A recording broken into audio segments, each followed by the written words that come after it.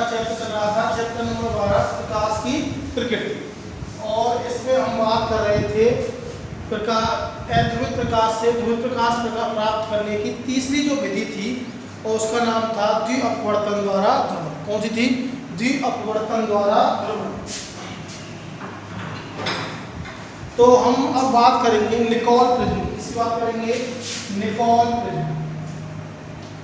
Nicol prism, Nicol prism की बात करेंगे। निकोल प्रिज्म,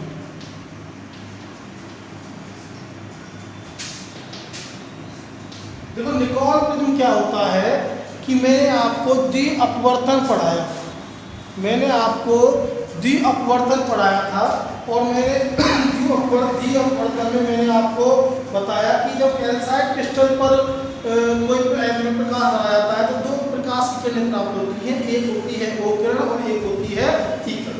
ठीक है, तो जो निकोल प्रिज्म होता है वो एक ऐसी युक्ति है जिसके द्वारा अध्रुवित प्रकाश को ध्रुवित प्रकाश में बदला जाता है और प्रकाश का एनालाइज किया जाता है, मतलब विश्लेषण किया जाता है। समझ में? ऐसी युक्ति जो अध्रुवित प्रकाश को ध्रुवित प्रकाश एवं प्रकाश का विश्लेषण करती है कि प्रकाश ध्रुवित है या प्रकाश अध्रुवित है, ऐसी युक्ति कहलाती है निकोल। क्या कहलाती है? निकोल प्रिज्म कहलाती है। निकोल प्रिज्म किसके बने होते हैं? कैल्साइट क्रिस्टल के बने होते हैं। किसके बने होते हैं? Calcite crystal. निकोल प्रिज्म बने होते हैं कैल्साइट क्रिस्टल। समझ में नहीं बात? ठीक है। और निकोल प्रिज्म किस सिद्धांत पर आधारित है? द्विअपवर्तन पर। किस पर आधारित है? द्विअपवर्तन पर आधारित। किस पर आधारित है? द्विअपवर्तन पर आधारित। समझ में बात? ठीक है।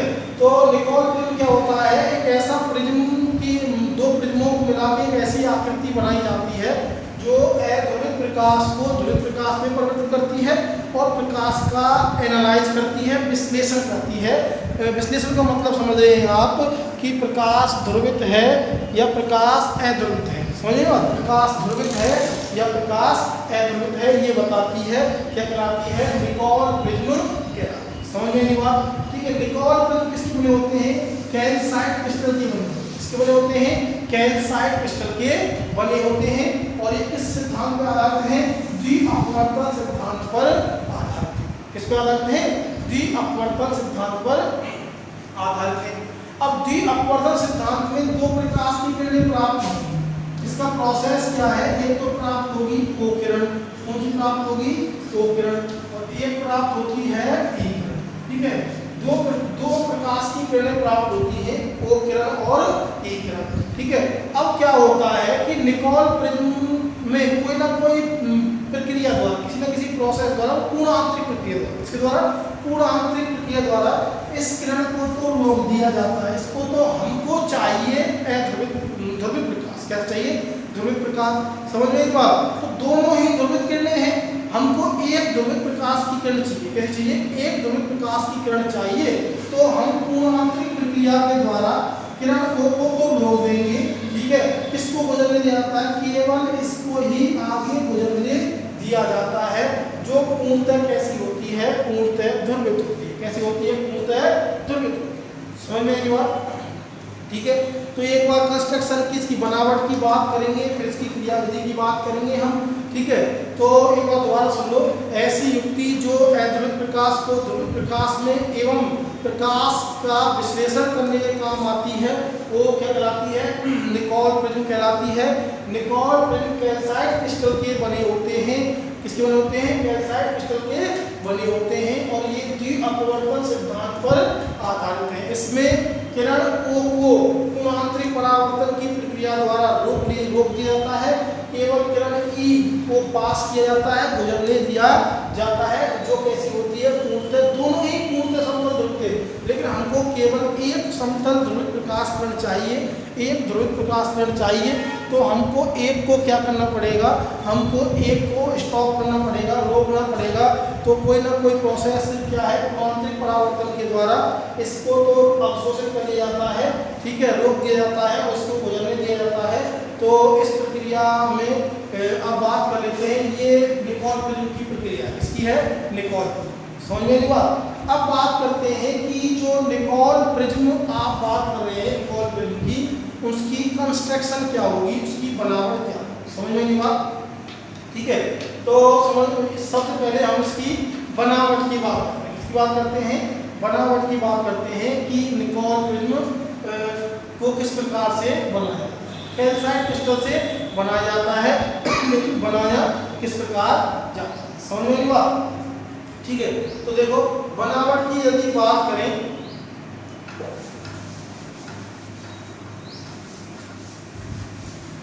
तो सबसे पहले आप बनावट समझें, उसके बाद हम बात करेंगे कुछ और। ठीक है, निकोल प्रिज्म की बनावट, ठीक है। अब क्या करते हैं कि इसमें क्या करते हैं कि एक कैल्साइट क्रिस्टल लेते हैं और कैल्साइट क्रिस्टल को इस प्रकार लेते हैं कि उसकी लंबाई चौड़ाई की 3 गुनी हो, लंबाई कैसी हो, चौड़ाई की 3 गुनी हो। तो ये मैंने कोई कैल्साइट क्रिस्टल लिया, ठीक है, ये मैंने क्या लिया, कोई कैल्साइट क्रिस्टल लिया, ठीक है, ये मैंने ले लिया कोई कैल्साइट। इसकी लंबाई, ये इसकी लंबाई, अगर चौड़ाई इसकी L है, इसकी चौड़ाई कितनी है, L है, तो ये कितनी होनी चाहिए, 3L होनी चाहिए, समझ में नहीं बात?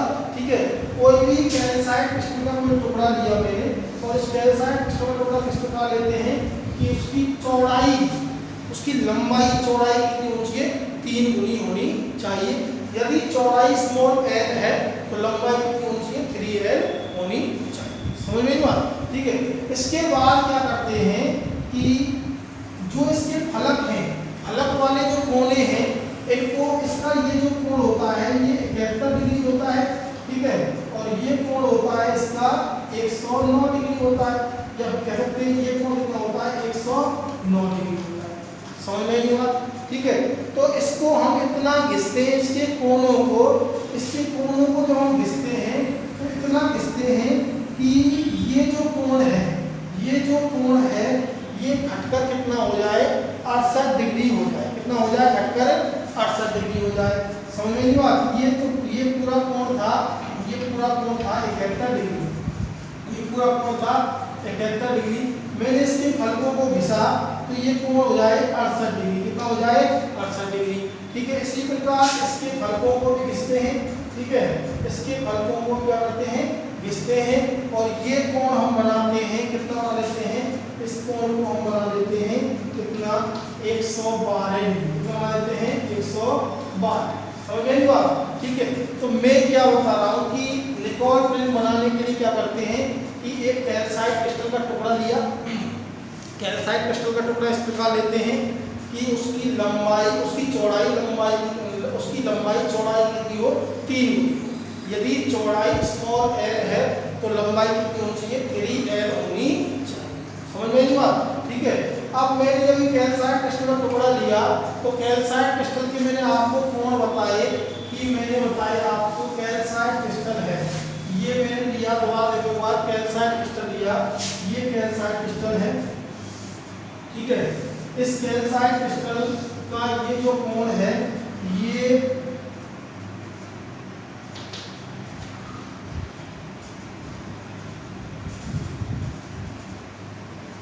इस प्रकार से बना लेंगे और इसको इस प्रकार से कर लेंगे।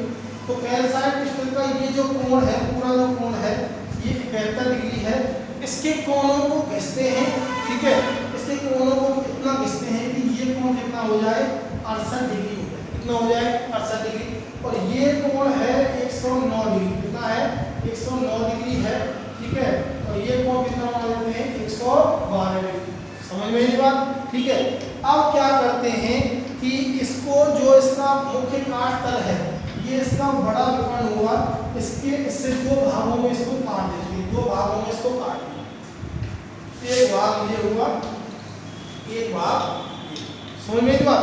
ठीक है, इन दोनों भागों को काट देते हैं और इन दोनों भागों को पॉलिश करते हैं, एक भाग ये निकल जाएगा प्रिज्म की आकृति का, एक भाग ये निकल जाएगा प्रिज्म की आकृति का, इन दोनों भागों को घिसते हैं और घिसकर एक सीमेंट आता है, पारदर्शी सीमेंट, पारदर्शी सीमेंट, पारदर्शी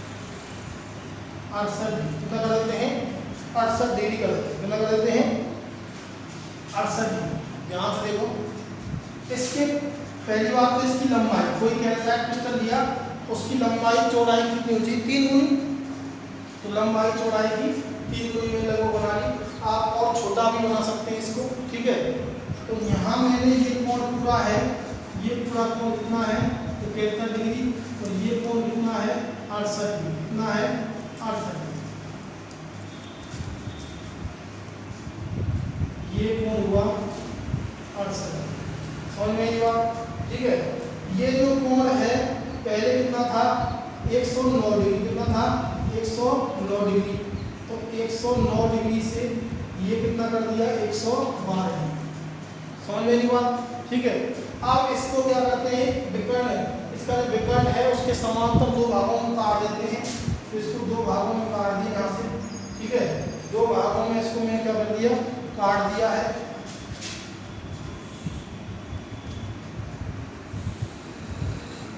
इसको दो भागों में काट दिया है, अभी साफ नहीं बना है।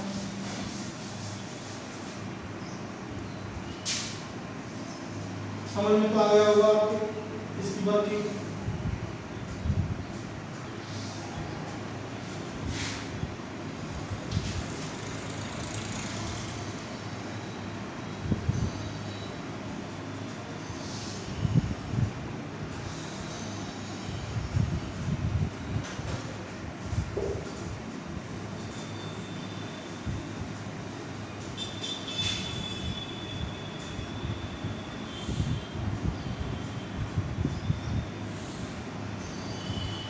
आप इसका डायग्राम किताब से बना लें,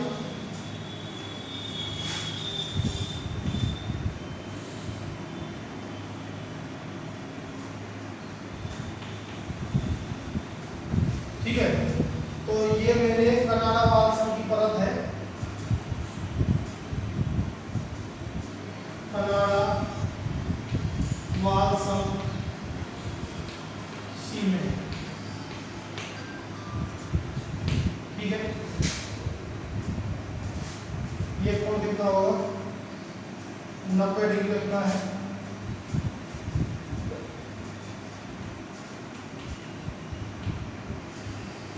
ये 71 डिग्री, कितना करना है 68 डिग्री, कितना करना है 68 डिग्री, ठीक है।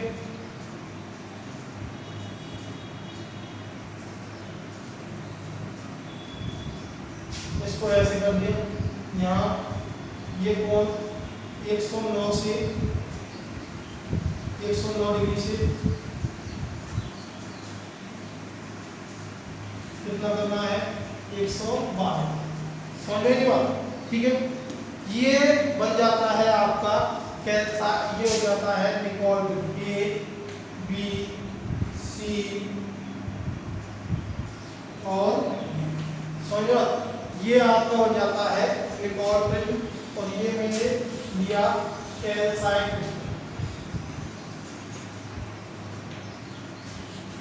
कैल्साइट, ठीक है। तो क्या करते हैं कि एक कैल्साइट क्रिस्टल सिखा लेते हैं कि उसकी लंबाई चौड़ाई कितनी हो 3 गुनी, उसकी लंबाई चौड़ाई कितनी हो 3 गुनी हो। ये लंबाई L है, तो L लंबाई है, चौड़ाई कितनी होनी चाहिए 3L, कितनी होनी चाहिए, सॉरी चौड़ाई L है तो लंबाई कितनी होनी चाहिए 3L होनी चाहिए। इसके जो फलक हैं इनको घिसकर हम 73 डिग्री के कोण बना लेते हैं 68 डिग्री, ठीक है, और 109 डिग्री के कोण बना लेते हैं 112 डिग्री। समझ में बात, ठीक है। अब इसको मुख्य विकर्ण है, इसके तल के लंबवत का लंबवत तल काट है, उसका जो लंबवत है इसके ये जो विकर्ण है इसके साथ में इसको दो भागों में काट लेते हैं, पॉलिश करते हैं, और कनाडा बालसम के सीमेंट से दोबारा हम इसको जोड़ देते हैं, कनाडा बालसम सीमेंट से इसको जोड़ दिया जाता है। समझ में बात, ठीक है। और इसके ऊपर से फलक है इनको क्या कर देता है काला कर देता है, क्या कर देता है, पीछे के जो फलक है इसके इनको क्या कर देता है काला कर दिया जाता है। समझ में बात, ठीक है। अब हम जब इस पे ध्रुवित प्रकाश आपतित करते हैं, कैसा प्रकाश आपतित करते हैं अध्रुवित प्रकाश, ठीक है। यहाँ से मैंने अध्रुवित प्रकाश आपतित किया, तो आपका हुआ अध्रुवित प्रकाश। कैसा हुआ? अध्रुवित प्रकाश, अनपोलराइज्ड लाइट, हल्का अनपोलराइज्ड लाइट।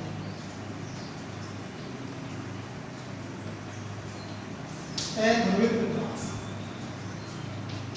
अध्रुवित प्रकाश। जब इस पे अध्रुवित प्रकाश आपतित करते हैं तो जो अध्रुवित प्रकाश है वो कितने भागों में विभक्त हो जाता है? 2 भागों में विभक्त हो जाता है। कितने भागों में विभक्त हो जाता है? 2 भागों में विभक्त हो जाता है। अब कौन कौन से? एक मैंने बताइए आपको द्विअपवर्तन होता है, 2 भागों में विभक्त करेगा कैल्साइट क्रिस्टल। एक तो होती है ई किरण, कौन सी होती है? ई किरण, ठीक है। और एक होती है ओ किरण, कौन सी होती है? एक होती है ओ किरण, ये हो गई ओ किरण, समझ में नहीं बात? ठीक है, ओ किरण नाम लेते हैं इसको, ओ किरण, ओ किरण। एक होती है ई किरण, इसके कंपाउंड की किरण के इस प्रकार से होते हैं। ये जो किरण है वो कौन सी है?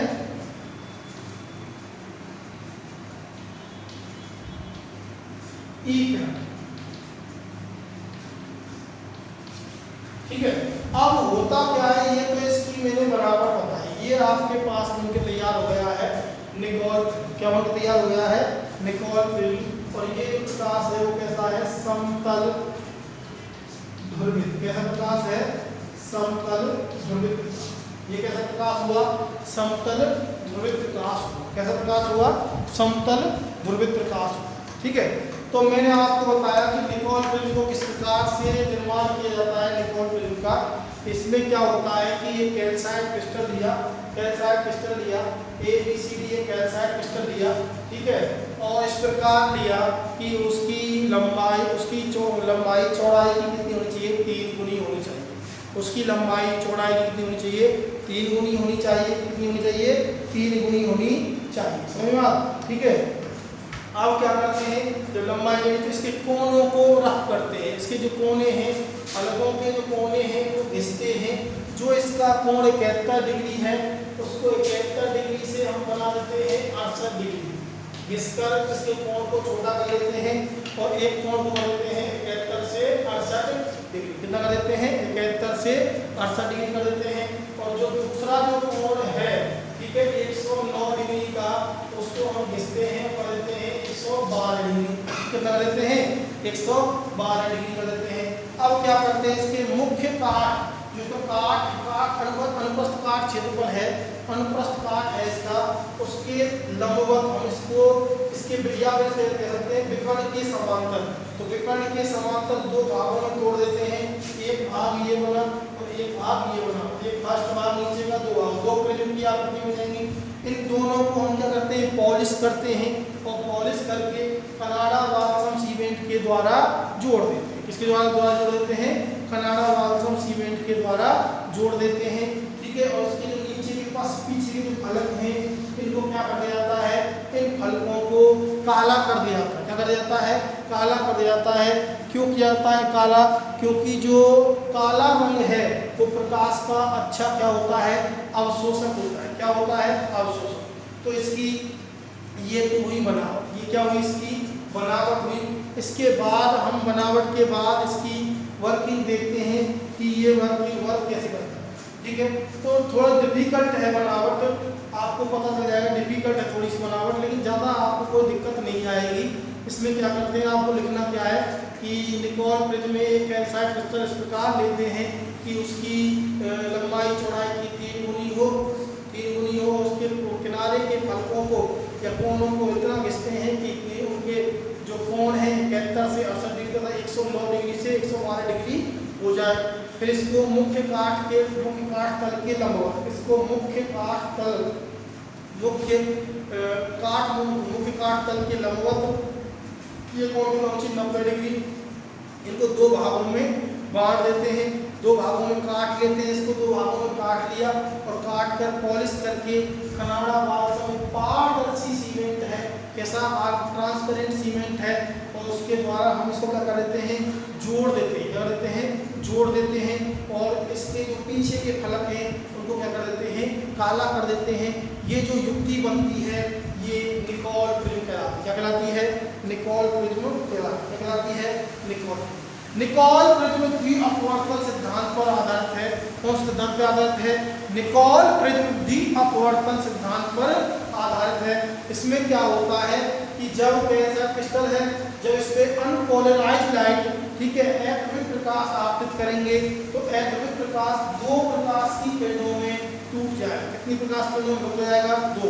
अब बात कर लेते हैं कि हमको केवल एक ही किरण प्राप्त होनी चाहिए। एक प्रकाश की किरण को हम पूर्ण आंतरिक परावर्तन के द्वारा क्या कर लेते हैं? अवशोषित कर लेते हैं, रोक लेते हैं। ठीक है, तो बेटा द्विअपवर्तन क्रिया, द्विअपवर्तन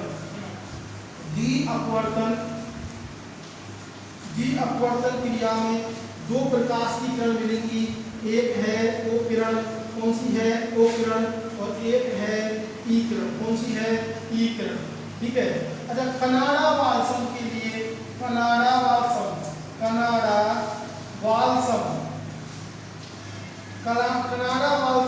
सीमेंट का अपवर्तनांक होता है 1.55। ध्यान दें, कनाडा बाल्सम सीमेंट का अपवर्तनांक होता है 1.55। कितना होता है? 1.55 होता है। ठीक है, अच्छा कैल्साइट क्रिस्टल के लिए इसका अपवर्तनांक होता है 1.46। ठीक है, इसका अपवर्तनांक कितना होता है? इसका अपवर्तनांक होता है 1.68 होता है। 1.68 कितना होता है?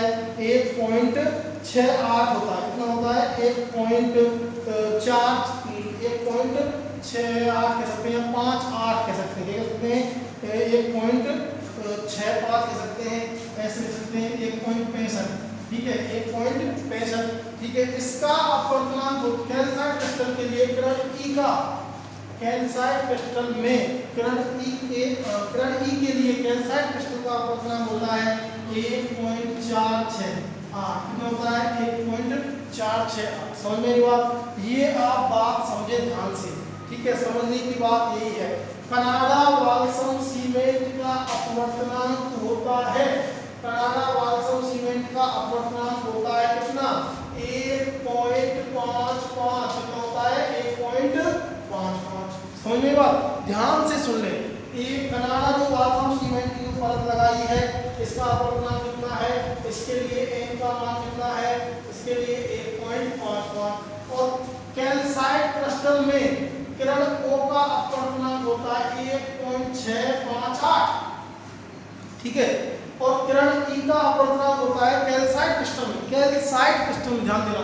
ठीक है, 1.468। समझ में बात? ठीक है, जब ये दोनों प्रकाश की किरणें जब ये अग्र प्रकाश दो किरणों में विभक्त होगा तो एक बनेगी ई किरण और एक बनेगी ओ किरण। अब ओ किरण का अपवर्तनांक कितना है बताओ? 1.658। और कनाडा बाल्सम के पास जाएगा, कनाडा बाल्सम में प्रवेश करेगा, और कनाडा बाल्सम में प्रवेश अपवर्तनांक कितना है? 1.55। तो किसका ज्यादा है? किरण ओ का अपवर्तनांक कैल्साइट क्रिस्टल के लिए ज्यादा है। कितना है? 1.68। ठीक है, तो ये ज्यादा अपवर्तनांक से कम अपवर्तनांक में जा रही है, तो ये सघन माध्यम से विरल माध्यम में जा रही है। और जब प्रकाश की किरण सघन माध्यम से विरल माध्यम में जाती है तो वह उसी माध्यम में लौट आती है। क्या कहते हैं उसे? पूर्ण आंतरिक परावर्तन कहते हैं। क्या कहते हैं? पूर्ण आंतरिक परावर्तन कहते हैं। समझ में नहीं बात? ठीक है, दोबारा सुनो कि कैल्साइट क्रिस्टल का अपवर्तनांक, कनाडा बाल्सम का अपवर्तनांक कितना? 1.55। कितना? 1.55 है। ठीक, किरण O के लिए कैल्साइट क्रिस्टल में, किरण O का कैल्साइट क्रिस्टल में अपवर्तनांक कितना? 1.658। तो जब ये प्रकाश किरण जाएगी तो ये ज्यादा अपवर्तनांक है किरण O का, कितना? 658। और कनाडा बाल्सम का कम है, तो सघन माध्यम से विरल माध्यम में जाएगी तो ये वापस उसी माध्यम में लौट आएगी, और पश्चिम हरकतों को काला कर दिया है और काले रंग के द्वारा क्या कर ली जाएगी? अवशोषित कर ली जाएगी। क्या कर ली जाएगी? अवशोषित कर ली जाएगी। ठीक है, लेकिन किरण ई के लिए अपवर्तनांक कितना? 1.468। कनाडा बाल्सम का अपवर्तनांक कितना? 1.55।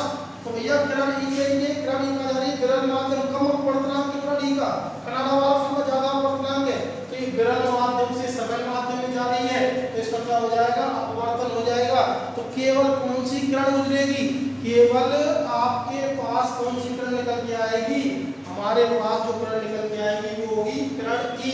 कौन सी किरण निकल के आएगी, किरण ई निकल के निर्गत होगी, केवल किरण ई निर्गत होगी, वो किरण को क्या कर दिया जाएगा, रोक दिया जाएगा। समझ में आई बात, क्या कर दिया जाएगा, रोक दिया जाएगा। समझ में आई बात, ठीक है।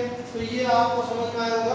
दोबारा सुनने एक बार, आपको अगली क्लास में मैं इसको दोबारा बताने वाला हूँ, ठीक है। जो नेक्स्ट क्लास आ रही है उसमें मैं दोबारा बताऊंगा इसको, ठीक है।